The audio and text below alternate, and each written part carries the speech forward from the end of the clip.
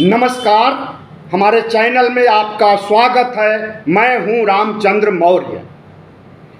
साथियों, हमारे चैनल को सब्सक्राइब कर लीजिए और सामने की घंटी जरूर दबाइए ताकि विश्लेषण से संबंधित हमारे रोजाना के वीडियो आपको तुरंत मिल जाएं।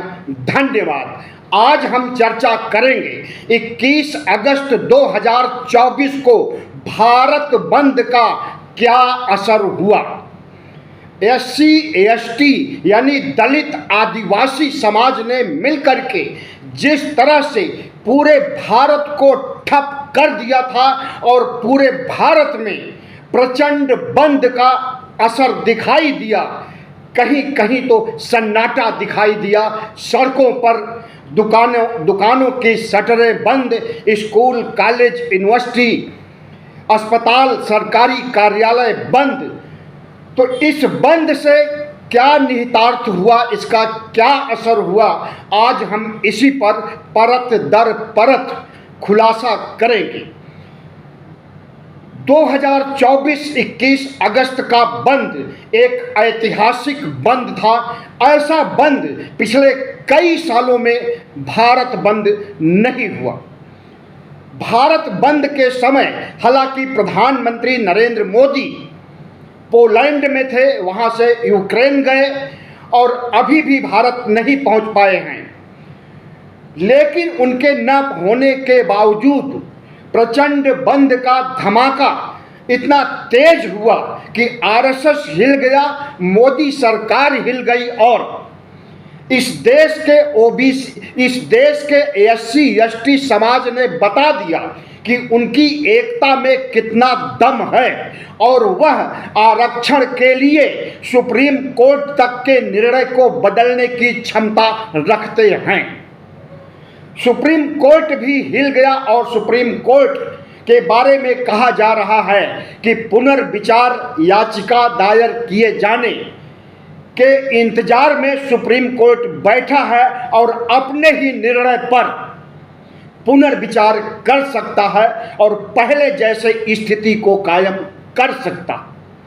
भारत सरकार ने तमाम टीवी चैनलों के माध्यम से बंद के दिन ही घोषणा करा दिया था कि सुप्रीम कोर्ट के आदेश या फैसले को लागू नहीं किया जाएगा और पहले जैसी स्थिति आरक्षण के मामले में बरकरार रहेगी।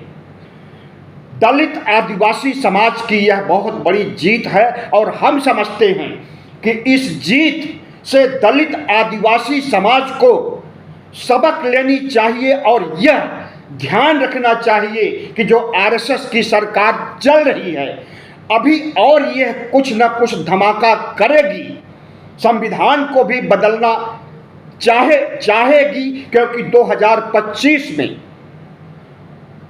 RSS के 100 साल पूरे हो रहे हैं और विजयदशमी 2025 तक भारत को हिंदू राष्ट्र बनाने की इच्छा शक्ति RSS और भारतीय जनता पार्टी में आज भी है।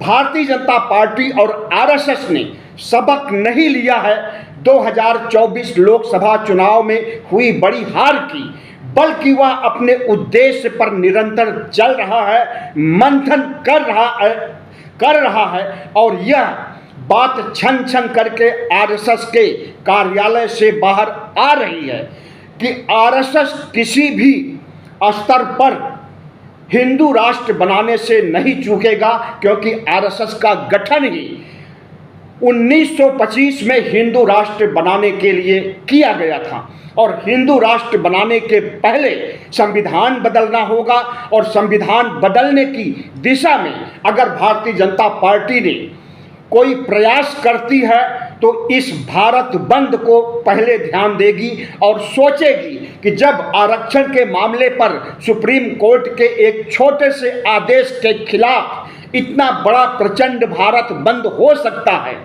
तो आरक्षण बदलने और मनुस्मृति को संविधान की जगह रिप्लेस करने और हिंदू राष्ट्र बनाने के लिए कितना बड़ा आंदोलन आदिवासी, दलित और OBC समाज करेगा, इसका अंदाजा उन्हें मिल गया है। हालांकि इस आंदोलन में ओबीसी समाज नहीं रहा, बल्कि कहीं कहीं देखने में आया कि ओबीसी समाज इसके खिलाफ खड़ा है। और जैसा कि व्यवहार में देखा गया कि सवर्ण समाज इस भारत बंद के खिलाफ था और करड़ी सेना जो राजपूतों की सेना है, एक तरह से आतंकी संगठन है। जैसे ब्राह्मणों का आतंकी संगठन आरएसएस है, वैसे राजपूतों की सेना करड़ी सेना यह भी किसी आतंकवादी से कम नहीं है।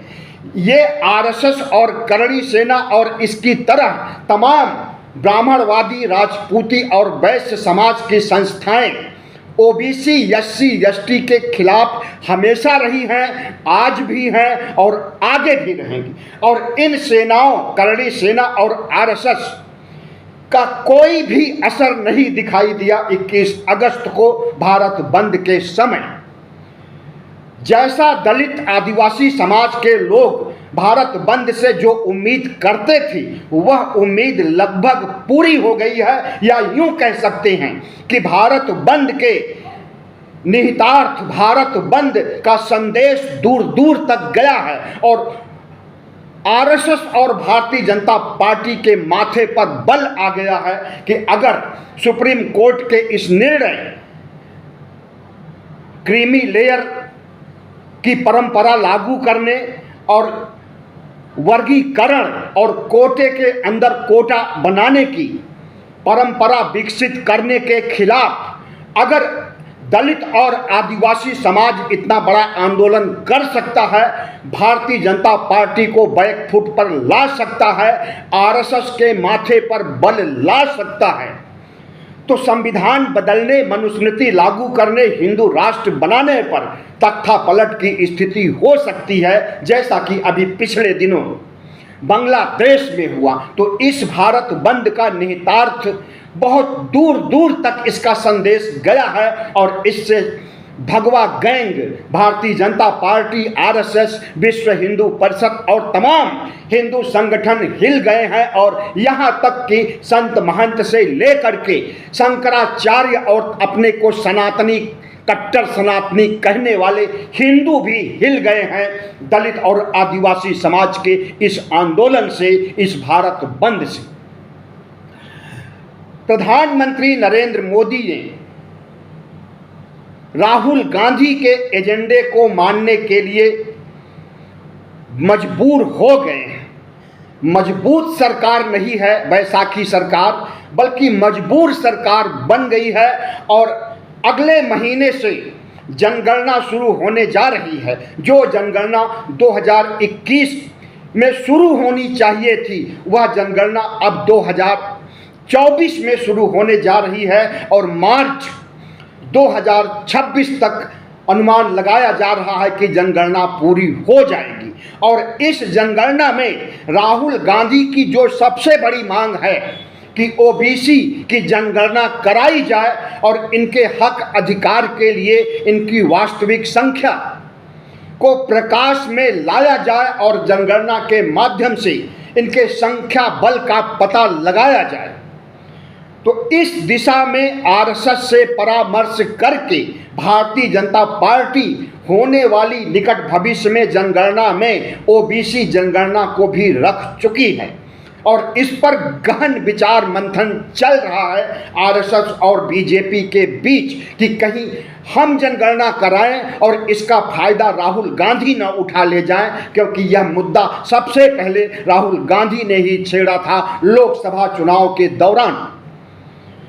तो प्रधानमंत्री नरेंद्र मोदी आजकल नीतियां नहीं बना रहे हैं और योजनाएं नहीं बना रहे हैं, विधेयक तक भी नहीं बना पा रहे हैं। अगर कोई बना रहा है तो राहुल गांधी और कांग्रेस पार्टी इंडिया गठबंधन बना रहा है। नरेंद्र मोदी जो कुछ योजनाएं, परियोजनाएं या विधेयक लेकर के आ रहे हैं, वह एक के बाद दूसरे, दूसरे के बाद तीसरे ध्वस्त हो रहे हैं और उन्हें वापस लेना पड़ रहा है। यह आपने देख लिया पिछले 15 दिनों में कि 3 इनके विधेयक संसद में पास नहीं हो सके, संसद तक कुछ विधेयक तो पहुंच ही नहीं सके।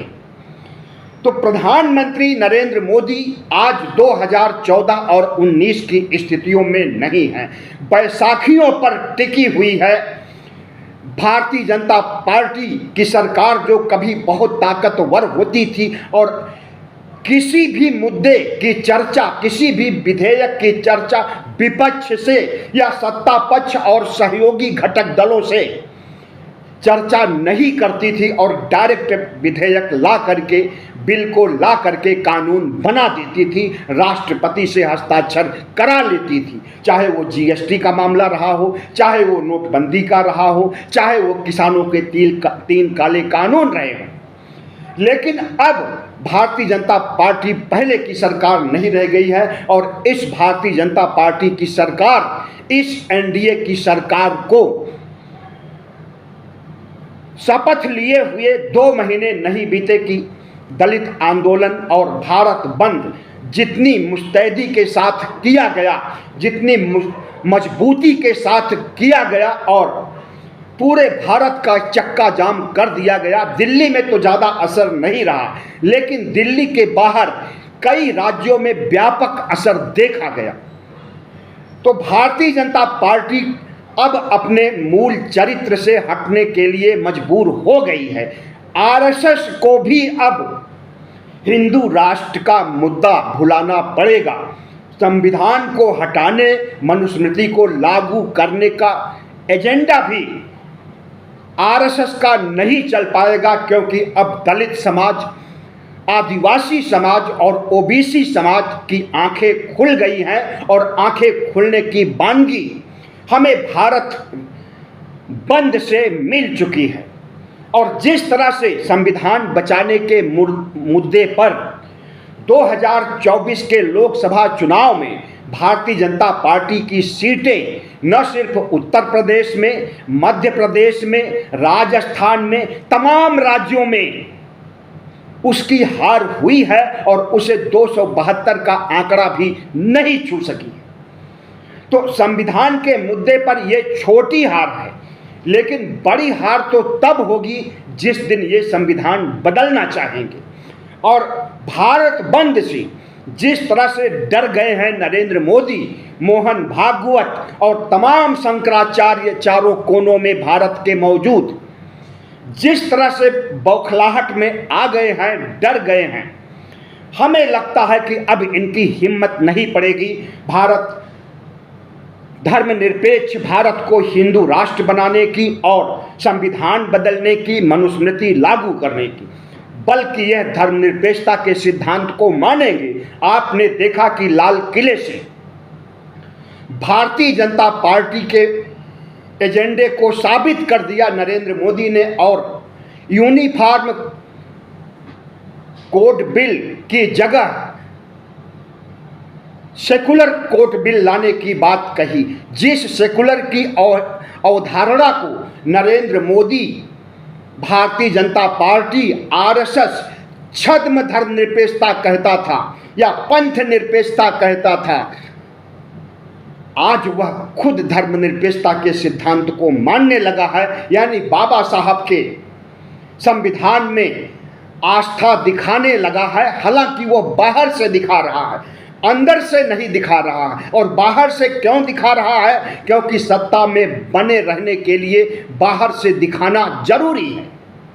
इस बात को ओबीसी, एससी, एसटी को समझना चाहिए और भारतीय जनता पार्टी को कोई ऐसा अवसर नहीं देना चाहिए जिससे कि वह संविधान बदलने और मनुस्मृति लागू करने की दिशा में आगे बढ़ सके, जिससे कि वह हिंदू राष्ट्र बनाने की दिशा में आगे बढ़ सके। और जो एकता दलित समाज और आदिवासी समाज ने भारत बंद करके दिखाई है, उससे हिल गए नरेंद्र मोदी और मोहन भागवत। हमें लगता है कि अब सोच भी नहीं सकते हैं कि संविधान को बदलना है और हिंदू राष्ट्र बनाना है और मनुस्मृति को लागू करना है।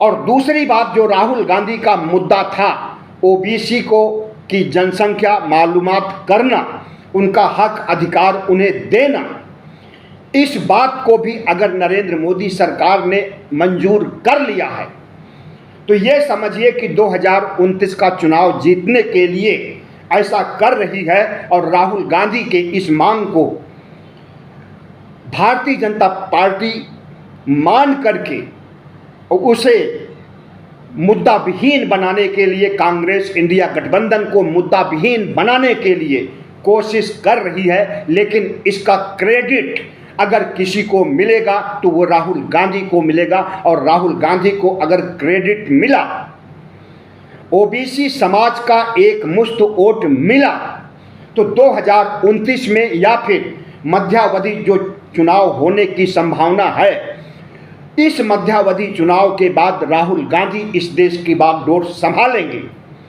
राहुल गांधी प्रधानमंत्री बनेंगे और नरेंद्र मोदी की बड़ी हार हो सकती है। नरेंद्र मोदी और आरएसएस कभी नहीं चाहता था कि ओबीसी की जनगणना कराई जाए।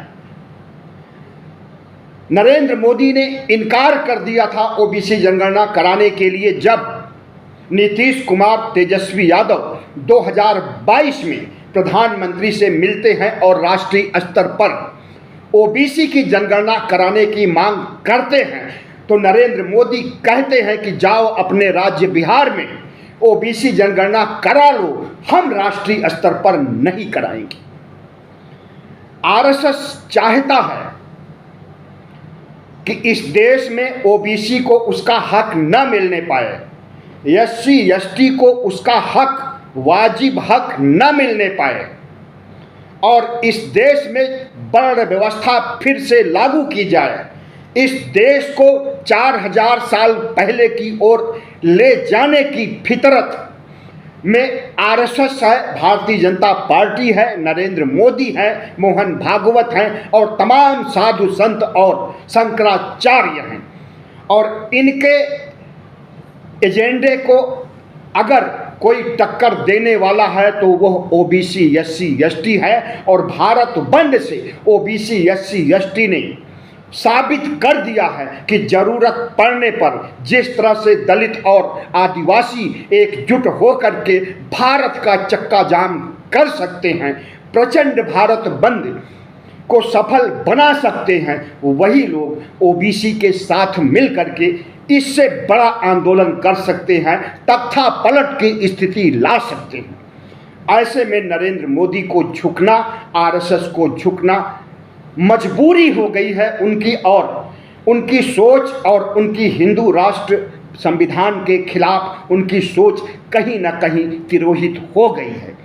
लेकिन आदिवासी और दलित समाज को यह मान करके नहीं बैठ जाना चाहिए कि अब उनके हित में, उनके हक में नरेंद्र मोदी की सरकार निर्णय लेगी। इनसे जबरन कोड़े लगा करके मांग मनवाना पड़ेगा। कोड़े लगाने का मतलब भारत बंद जैसी स्थिति पैदा कर देना, चक्का जाम जैसी स्थिति पैदा कर देना, और उसके डर से ये आगे कोई ऐसा काम न करे जो कि दलित और ओबीसी और आदिवासी के खिलाफ हो। ओबीसी आदिवासी के पूरा ओबीसी एससी एसटी समाज को आज तक मुख्य धारा में नहीं लाया जा सका। सवर्ण जातियां हर जगह अदालत से लेकर के शासन प्रशासन में, राजनीति में 90% से ज़्यादा हिस्से पर काबिज हैं 15% के लोग, और 85% के लोगों की अल्पसंख्यक जैसी स्थिति है। ऐसे में अगर चेतना आ गई है दलित समाज में, आदिवासी समाज में, आरक्षण को बचाने के लिए, अपने हक अधिकार के लिए लड़ने के लिए, और इसके लिए भारत बंद जैसे चक्का जाम करने और सड़क सूनी कर देने की मंशा से और भारत सरकार को झुका देने की मंशा से अगर आंदोलन किया गया तो इसका जो परिणाम आया है वह चौंकाने वाला है। और ओबीसी समाज, एससी एसटी समाज को चाहिए कि अब नरेंद्र मोदी के जो भी ओबीसी दलित बहुजन विरोधी कारनामे हों उनका खुल करके डट करके सामना किया जाए, और राहुल गांधी की बात को याद रखा जाए कि डरो मत, अगर डरोगे तो ये दबाए रखेंगे हमेशा, जैसे हजारों सालों से दबाए हैं, गुलाम बना रखे हैं, शूद्र बना रखे हैं, नीच बना रखे हैं, अस्पृश्य बना रखे हैं। इसी तरह से आगे भी बनाए रखेंगे। और अगर डरोगे नहीं, संघर्ष करोगे और लड़ोगे तो ये बैकफुट पर आएंगे। और भारत बंद ने यह साबित कर दिया है कि इन्हें बैकफुट पर लाया जा सकता है। क्रीमी लेयर ओबीसी में लागू है। 8 लाख सालाना की आमदनी तक को आरक्षण नहीं दिया जा रहा है। यही स्थिति SC/ST समाज के लिए भी लाई जा रही थी, लेकिन इसे जिस तरह से दलित आदिवासी समाज ने आंदोलन करके चकनाचूर कर दिया है, अब ओबीसी समाज में भी यह मांग उठनी चाहिए कि क्रीमी लेयर सिस्टम को हटाया जाए और उन्हें आरक्षण का पूरा लाभ दिया जाए। क्योंकि यह लोग क्रीमी लेयर को ला करके 8 लाख की सीमा निर्धारित करके ऐसी स्थिति उत्पन्न कर दिए हैं कि कहते हैं कि ओबीसी समाज में इतने प्रत्याशी हैं ही नहीं, या उनके अंदर योग्यता ही नहीं है कि उन्हें अधिकारी लेवल पर रखा जाए, आरक्षण दिया जाए। और कभी कभी तो ऐसा भी होता है कि इन्हें आरक्षण जो 27% मिलना चाहिए वो न दे करके उस कोटे को सवर्णों के कोटे में डाल दिया जाता है। और जिस तरह से प्रधानमंत्री नरेंद्र मोदी ने 2019 में EWS कोटे को लाया, इकोनॉमिकल वीकर सेक्शन को 10% आरक्षण देने का काम किया सवर्ण समाज को। हमें लगता है कि सवर्ण समाज को आर्थिक आधार पर यह मिलना भी नहीं चाहिए, क्योंकि आरक्षण का कॉन्सेप्ट बाबा साहब डॉक्टर भीमराव अंबेडकर ने जाति के आधार पर बनाया है, आर्थिक आधार पर नहीं बनाया है। और जाति के आधार पर बनाने का यही उद्देश्य है कि ओबीसी SC/ST की तमाम जातियां हैं जो कि गरीबी रेखा के नीचे जहालत की जिंदगी जी रही हैं। शोषण, अत्याचार, जुल्म उनके ऊपर बहुत हुआ है और अंधविश्वास, पाखंड की कैद में आज भी है वो, और हिंदू धर्म को मानती हैं, बौद्ध धर्म से उनका कोई रिश्ता नहीं है। हालांकि वह पहले बौद्ध ही थे, लेकिन उन्हें जिस तरह से मनुवादी शक्तियों ने अपने धर्म को मानने के लिए मजबूर किया और बौद्ध धर्म को खत्म करने की साजिश की गई, षड्यंत्र किया गया, खून खराबा किया गया, उसमें वह सफल रहे। लेकिन अब बौद्ध धर्म के प्रति भी ओबीसी SC/ST का रुझान बढ़ रहा है और अंबेडकरवादी तो हर लोग बन ही रहे। बहुत बहुत धन्यवाद। हमारे चैनल को सब्सक्राइब कीजिएगा, लाइक कीजिएगा और शेयर कीजिएगा।